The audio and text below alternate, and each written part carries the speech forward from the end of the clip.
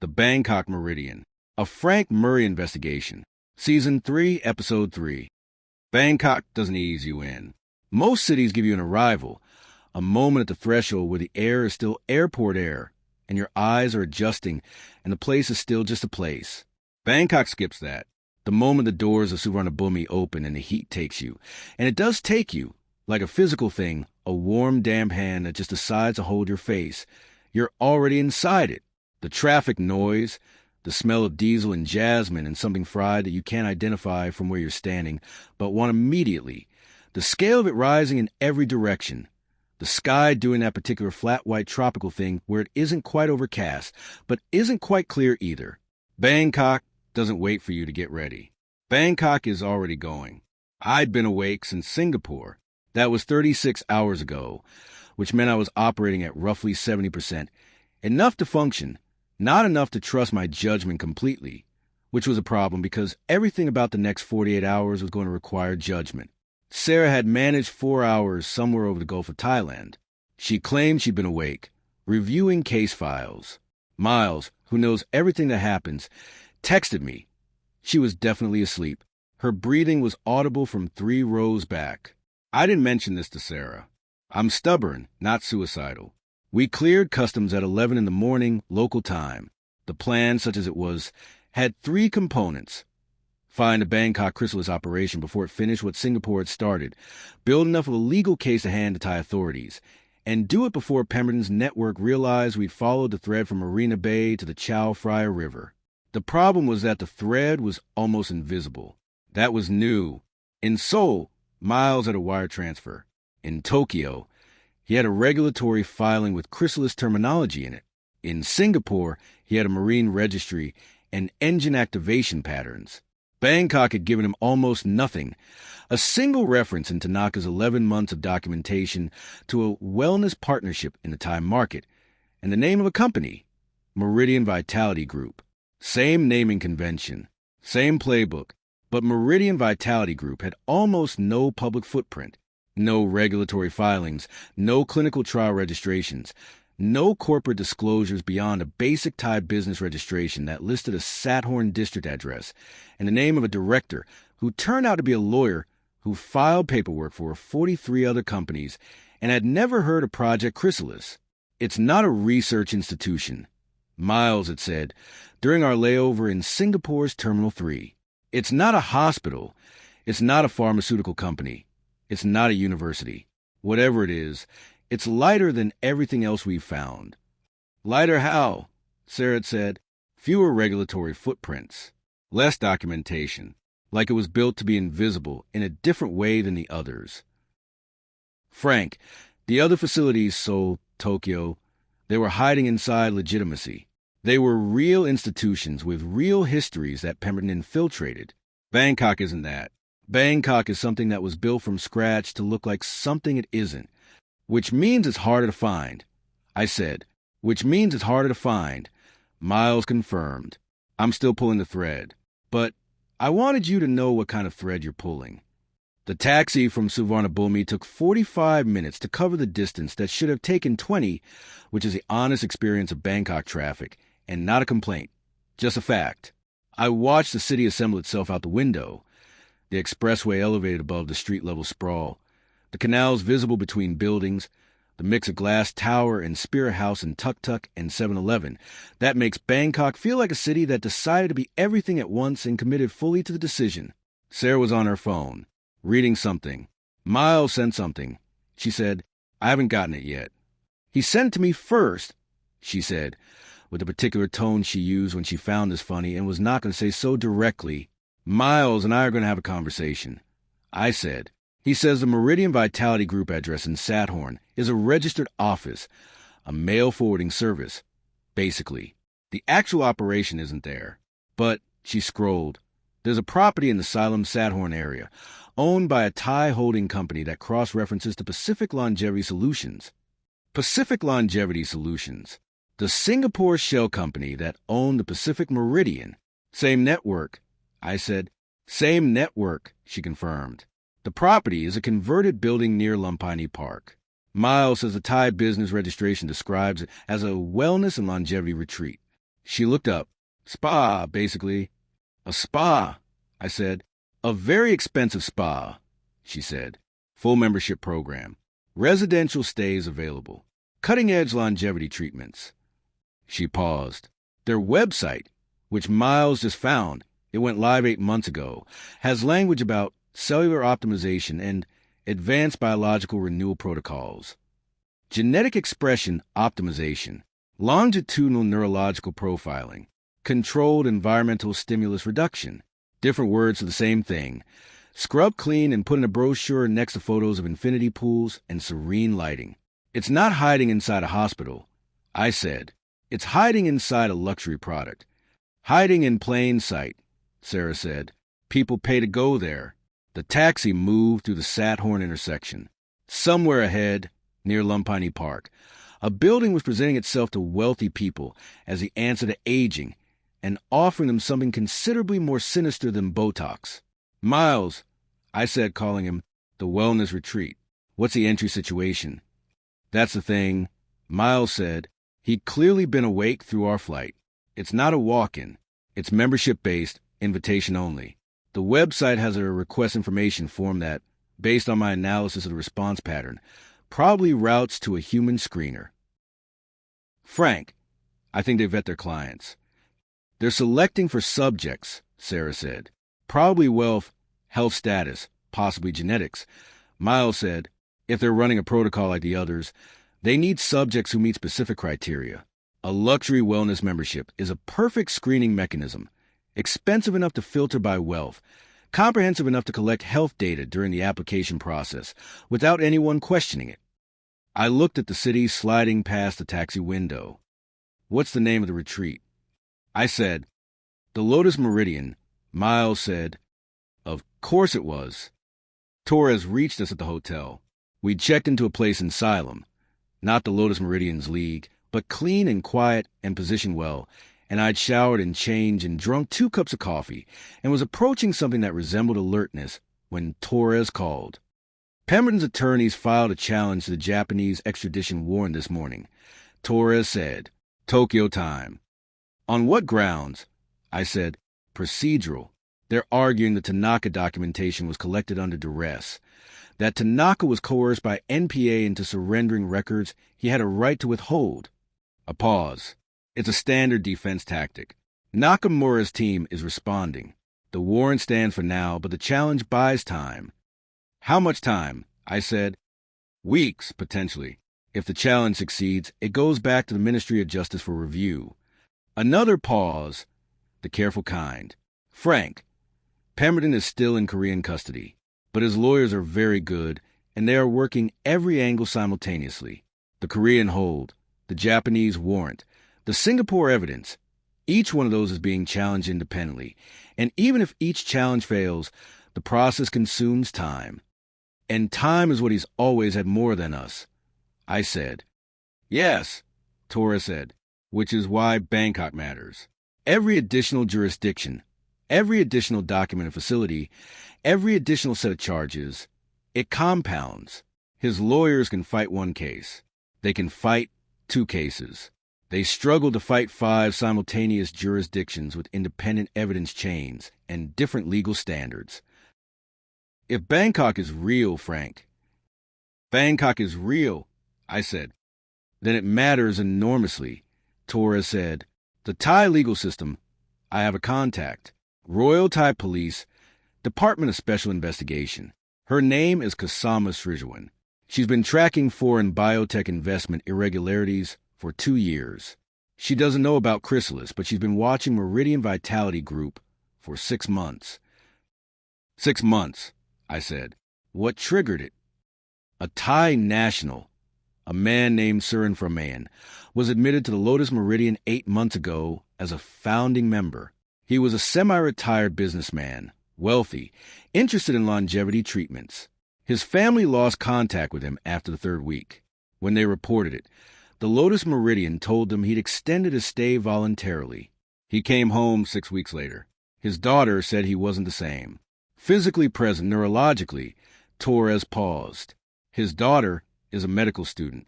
She used the phrase baseline personality alteration. the 23 in Los Angeles, the 4 in Seoul, the 17 in Fujisawa, the people who come home different or who hadn't come home at all. She reported it to DSI. I said, she reported it everywhere she could think of. Torres said, DSI took it. Kasama Sridharan took it personally, apparently. She has a background in human trafficking cases and recognized a pattern. She's been building a circumstantial case for 6 months. She hasn't been able to get inside the facility. Send me her contact. I said, already sent. Torres said, Frank, one more thing. The name on the Lotus Meridian's Thai business registration. The real director, not the lawyer. Miles found this morning. Tell me? A pause that was shorter than it felt. Dr. Eleanor Voss, American, previously employed by a research institute in New Mexico that received Pemberton Foundation funding and closed 18 months ago. Not a coerced local scientist this time. Not a Hiroshi Tanaka, debt-trapped and waiting for rescue. A true believer. How long has she been in Bangkok? I said.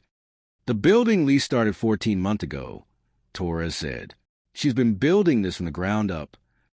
I hung up and looked at Sarah, who had been close enough to hear most of it. True believer, she said. True believer, I confirmed. Those are harder, she said. Yes, I said, they are. Kasama Sridharan met us the following morning at a coffee shop on Silom Road, in the middle of the breakfast rush, when the place was loud enough that no conversation carried past the next table. She was small and precise, somewhere in her early 40s, with the kind of stillness that I come to associate with investigators who had spent years watching people without being watched themselves.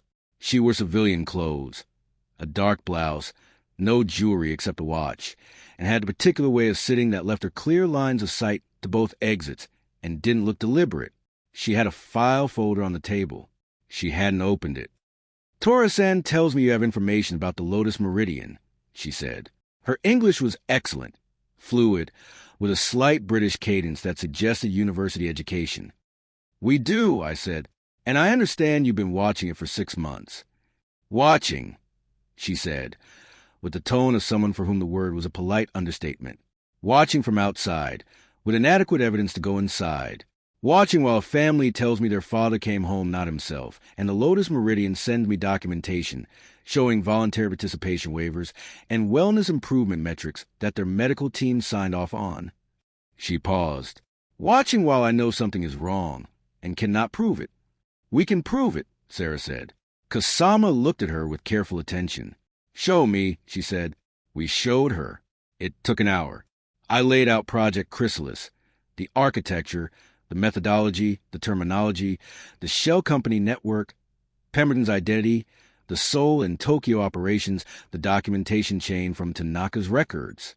Sarah walked her through the Singapore operation, the Pacific Meridian, Phase 4, the connection to Pacific Longevity Solutions, and therefore to the Thai property. Kasama listened with the focused quality of someone assembling a structure she'd been building a frame for and finally seeing the walls. When we finished, she was quiet for a long moment. Eleanor Voss, she said. You know the name? I said. I found it 3 months ago, Kasama said. She has no Thai criminal record. Her credentials appear legitimate. Published research, institutional affiliations. The Lotus Meridian is licensed as a health and wellness facility, not a medical research institution, which means different regulatory oversight. She paused. She has been careful.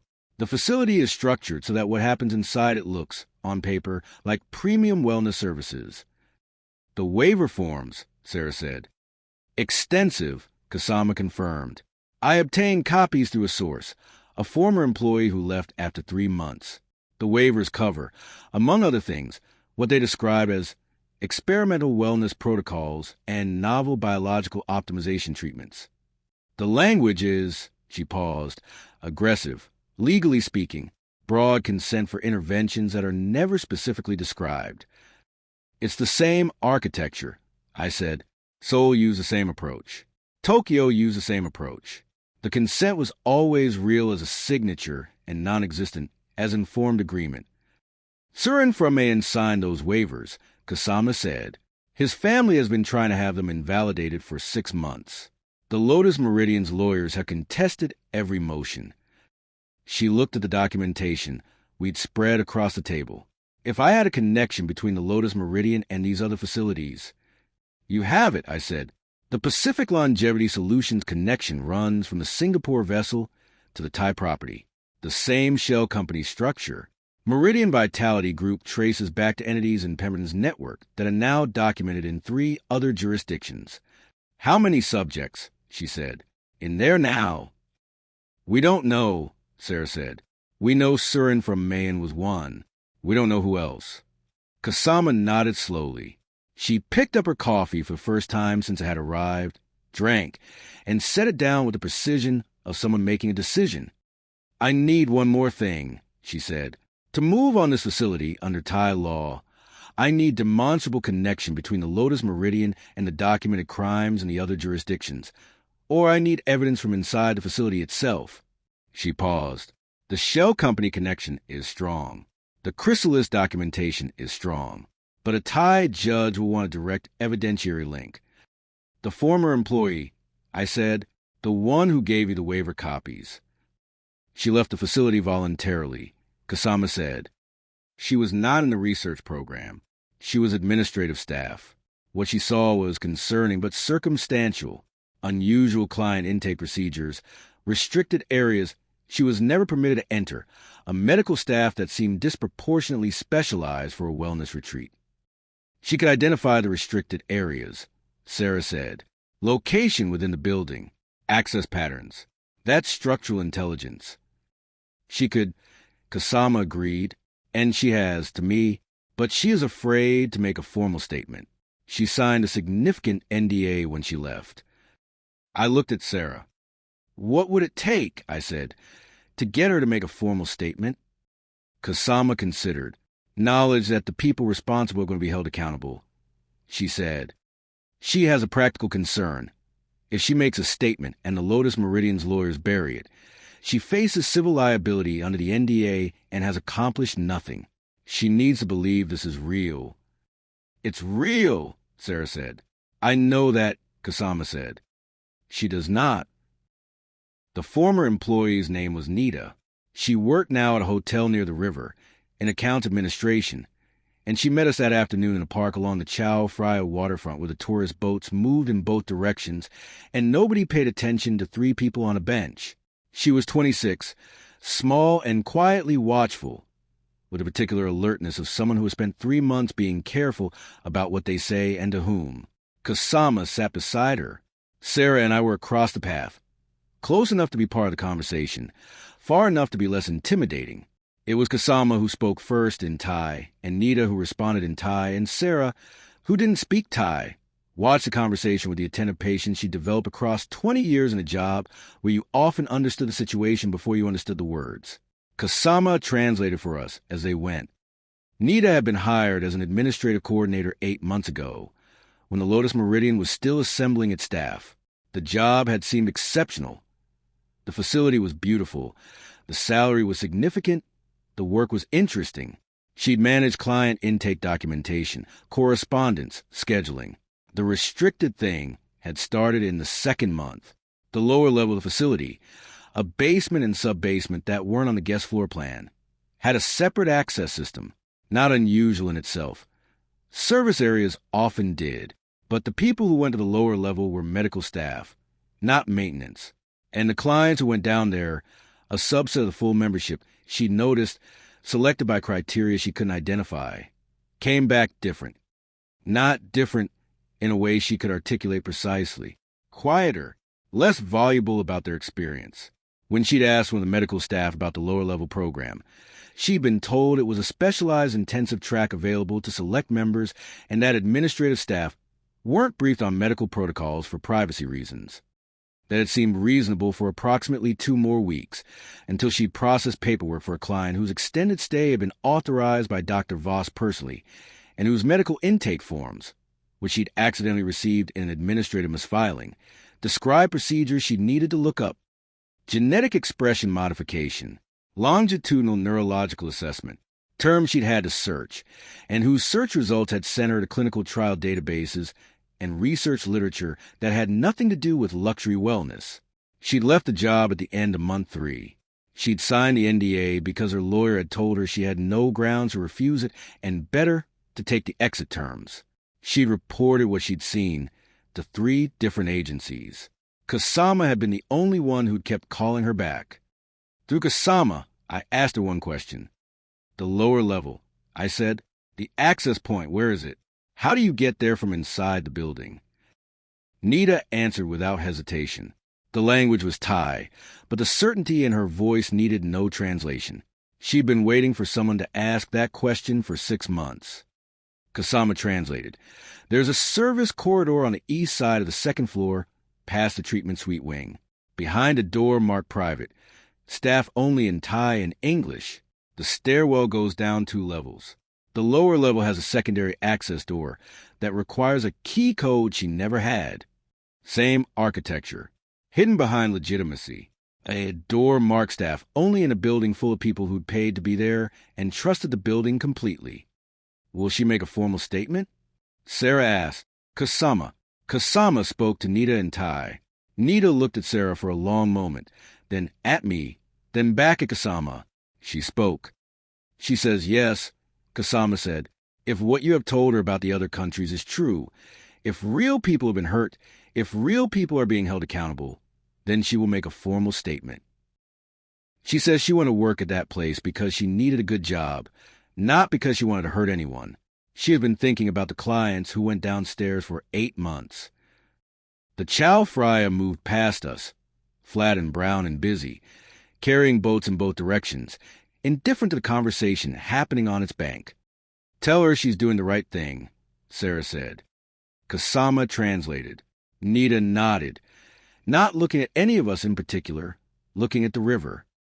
The wall hit us that evening. I should have seen it coming. Things had moved too smoothly, the pieces assembling with the cooperative efficiency that in this job always preceded something going wrong.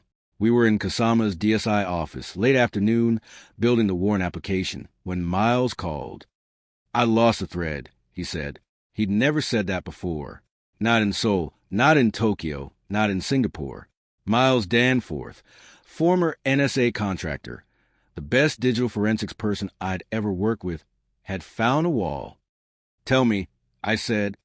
The financial connection, Pacific Longevity Solutions to the Thai property.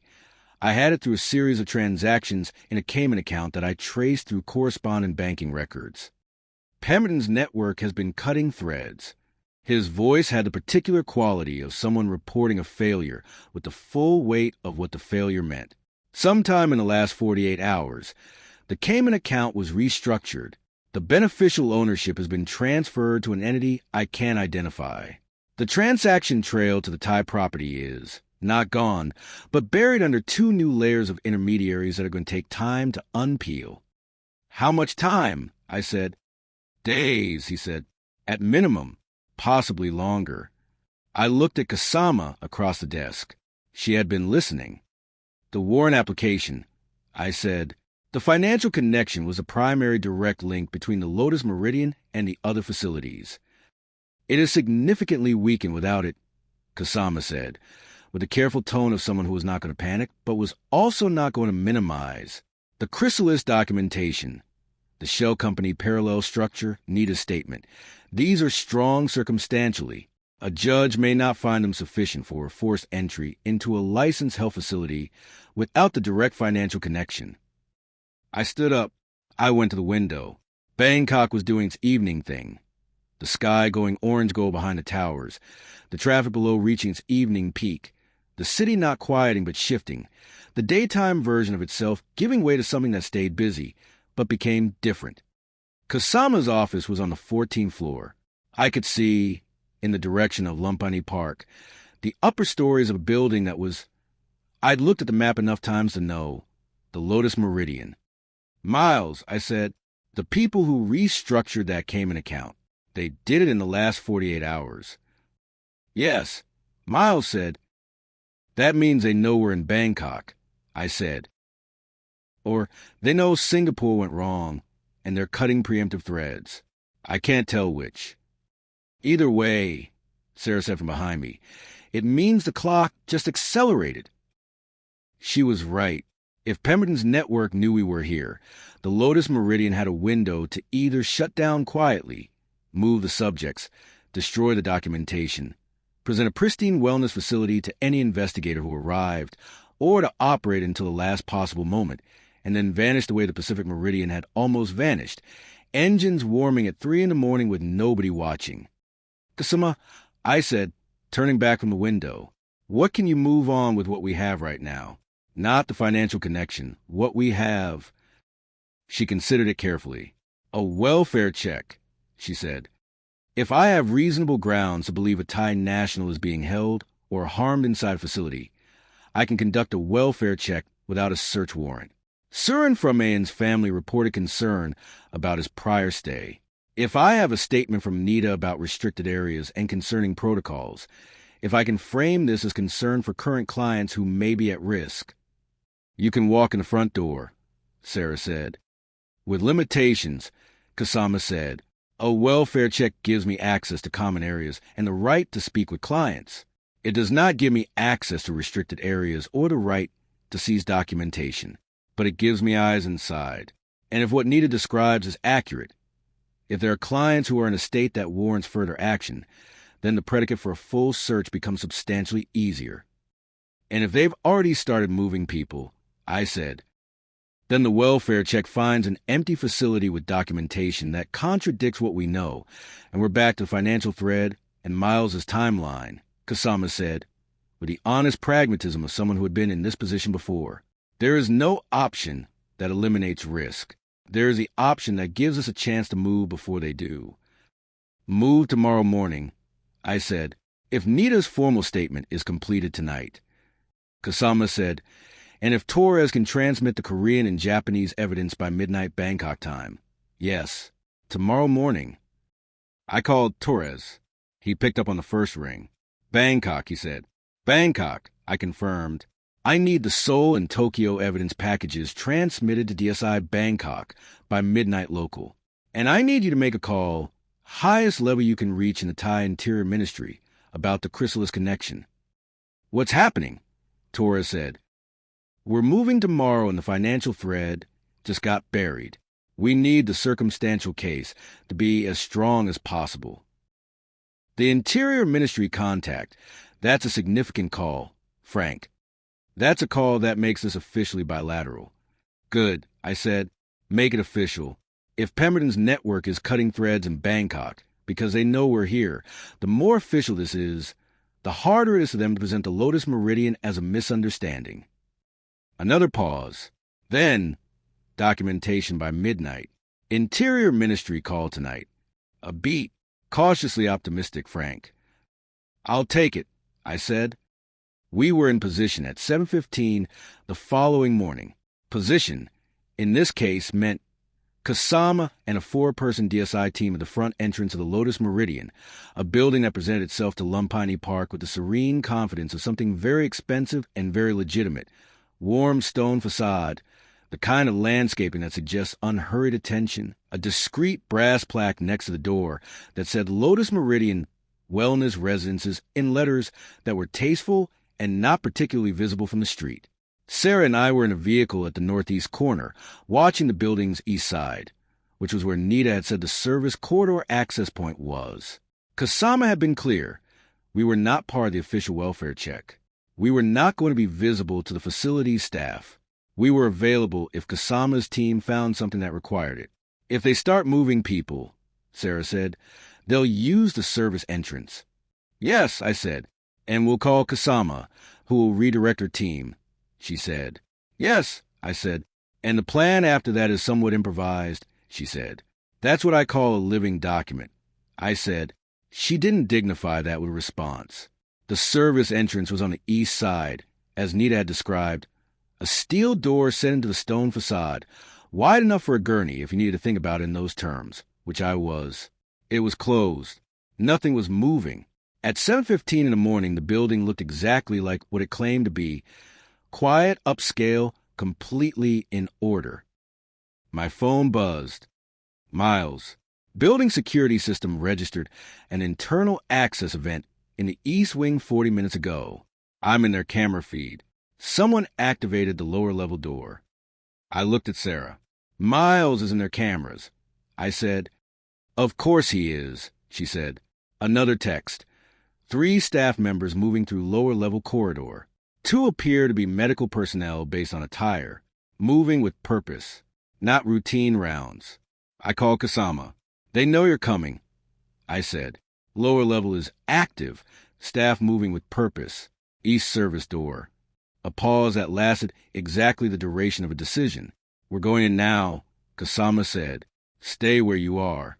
She hung up. I watched the east service door. Sarah had her hand on the door handle of the vehicle. 7 minutes passed. The service door opened. A man emerged first, tall, Western, in the kind of nondescript clothing that suggested not from here, and trying not to be noticed in equal measure. Behind him, a woman in a white coat, moving quickly. Behind her, 2 more people in street clothes who moved like they'd been moved before, against their will, the specific uncertain gait of someone being relocated without explanation. There, Sarah said. We were both out of the vehicle. I'm not going to pretend this part was graceful.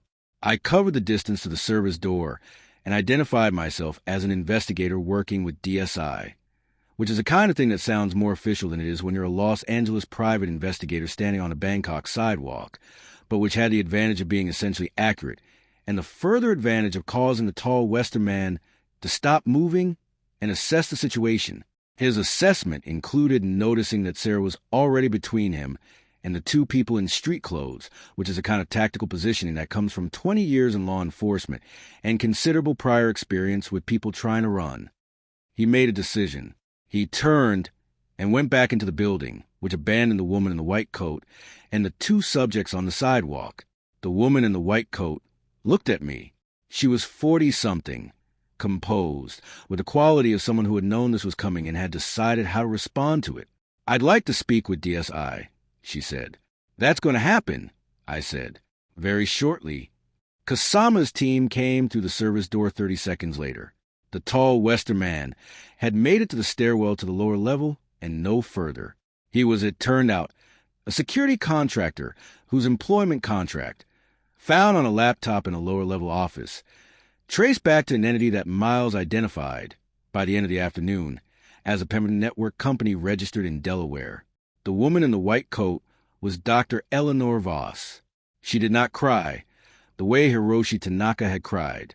She did not cooperate immediately, the way Dr. Amaro Ose had cooperated.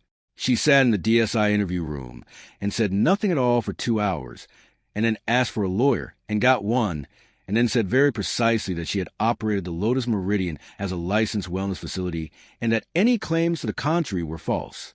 True believers are harder. But she was also sitting in a room with documentation from Seoul, Tokyo, and Singapore establishing the project Chrysalis architecture in 3 jurisdictions, and testimony from NIDA about the restricted lower levels, and a direct financial connection, which Miles, working through the night, had partially reconstructed by tracing the restructured Cayman account through a Luxembourg intermediary that had made an error in its filing timestamp. She'll talk, Kasama told us that evening. Not today, but the evidence doesn't require her to talk. What did you find in the lower levels? I said. Kasama had been building to this. She had the quality of a person who delivers information in order, from context to conclusion, and doesn't rush to conclusion even when conclusion matters. 9 subjects, she said. 9 Thai nationals, ranging from 31 to 64 years old, all members of the Lotus Meridian's private residential program, all enrolled in what their paperwork described as a comprehensive biological renewal intensive, all showing, on preliminary medical assessment, neurological alterations consistent with the modifications described in the Chrysalis documentation. Mr. From Mayen is not among them. He had completed his enrollment period before I began my investigation. But 9 people who are currently, today, in a Bangkok hospital being assessed by physicians who are reading the Chrysalis medical documentation for the first time. 9. 23 in Los Angeles, 4 in Seoul, 17 in Fujisawa, 9 in Bangkok, 53. The facility documentation. I said, Pemberton's connection. We found operational records in the lower-level server, Kasama said. Communications with coordinating entity, a meridian structure that spanned 14 months, including, in the last 6 months, 12 direct communications from an account that DSI's technical team has provisionally attributed to Pemberton himself. She paused. There is also a document, a Phase 5 planning document. I looked at Sarah. Manila, I said. The document references the Manila expansion. Kasama confirmed. No specific location, no specific institution, but a timeline. Phase 5 was scheduled to begin operations within 60 days of Phase 4 Singapore launch. Which means, Sarah said, if Singapore was disrupted before launch, the Manila timeline may have shifted, Kasama said, or it may have accelerated. She looked at us. I have transmitted the Bangkok evidence to Torres, to Nakamura, and to Korean prosecutor's office as of 1 hour ago. Pemberton's lawyers, I said, will have a harder morning than usual, Kasama said, with the quiet satisfaction of an investigator who had spent 6 months building a case that had just completed itself. 5 jurisdictions. Independent documentation. A growing count of survivors. She paused. How many more countries? At least 2 before we reach Europe, I said. She absorbed this. Then I hope your pace is sustainable, she said. You both look tired. We're fine, Sarah said. You look fine the way people look fine when they're not fine, Kasama said, with the precision of someone who was also clearly not fine and had made exactly the same calculation about continuing anyway. Torres called at 10 p.m. 5 jurisdictions, he said, and there was something in his voice I hadn't heard before. Not quite emotion, not quite exhaustion, something in between. Frank, do you understand what that means legally? The extradition picture right now. Tell me, I said. His lawyers can challenge the Japanese warrant. They can challenge the Korean hold. They are right now at this moment filing motions in Singapore to have the Pacific Meridian evidence excluded on maritime jurisdiction grounds. But you can't challenge 5 simultaneous jurisdictions with independent evidence chains and different legal standards and emerging bilateral cooperation frameworks without stretching resources that are finite. Even Pemberton's resources are finite. You said cautiously optimistic in Tokyo, I said. What are you in Bangkok? The Torres version of a long pause. More cautiously optimistic, he said, than I've ever been on this case. That'll do, I said. After I hung up, Sarah was quiet for a moment. 9 more, she said. 9 more, I said. 53 total, she said. Plus however many we haven't found yet, I said. Plus whatever Manila looks like, she said. We were on the hotel room balcony.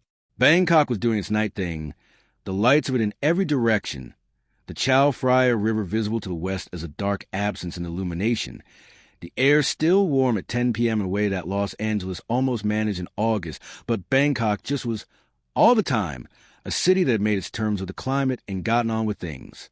I thought about Portugal. I thought about pasties de nata on a Lisbon terrace, which was a specific thing Sarah had said, and which I had looked up at some point during the Seoul operation, and which were, by all accounts, exactly as good as the kind of thing you promise yourself at the end of a case that was taking longer than you'd anticipated. Miles says the Manila thread is already there, I said. He found a reference in the Bangkok server communications, a contact name, person inside a Manila institution. How long before he has an address? Sarah said. He said, give me 24 hours, I said.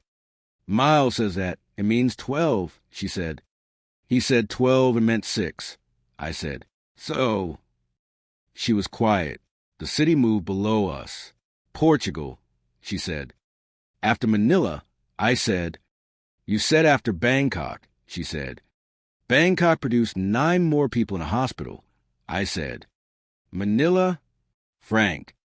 After Manila, I said, I mean it, actually mean it. She turned to look at me with the expression that was I'd learned in the years of looking at it. Not skepticism. Exactly. More like calibrated belief. She believed me 40% and extended the other 60 on the credit of the relationship, which was a kind of accounting that only works when both people are keeping honest books. Manila, she said, and then Lisbon. And then Lisbon, I agreed. The city glittered. Somewhere inside it, 9 people were in a hospital, being examined by doctors who were reading documents that explained what had been done to them. Somewhere in Korean custody, a man who had built all of this was paying lawyers to file motions that were getting harder to sustain. Somewhere in Manila, Chrysalis was already taking root. We had a window. We didn't know how wide. We never did. 16 years in this business. And the one thing I've learned is that the truth doesn't find people. People find the truth, but only if someone keeps looking. If these cases matter to you the way they matter to me, hit that like button, subscribe, ring the bell, because the next case is already out there waiting to be solved. I'm Frank Murray. I don't quit. Neither should you.